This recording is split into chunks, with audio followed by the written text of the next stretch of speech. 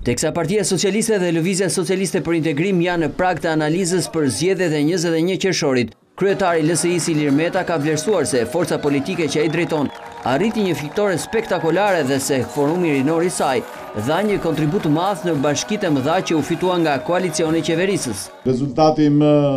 i shkëlqyer padyshim që arrit në qytetet më të mëdha të Shqipërisë, fal punës së Lërisë dhe sidomos në Tiranë, ku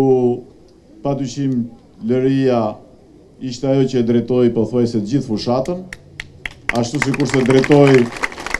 edhe gjithë listën e kandidatëve tanë. Duke folur para rreth 500 të rinjve në një kamping të ngritur në plazhin e Jalit, Meta tha se pa një rini të arsimuar projekti i Shqipërisë Europiane mund të mbetet thjesht një slogan. Shqipëria Europiane do mbetet thjesht një slogan në rast se nuk është në gjendje dhe aft të jetë një Shqipëri që konkuron dhe mund të konkurojë vetëm përmes një rinie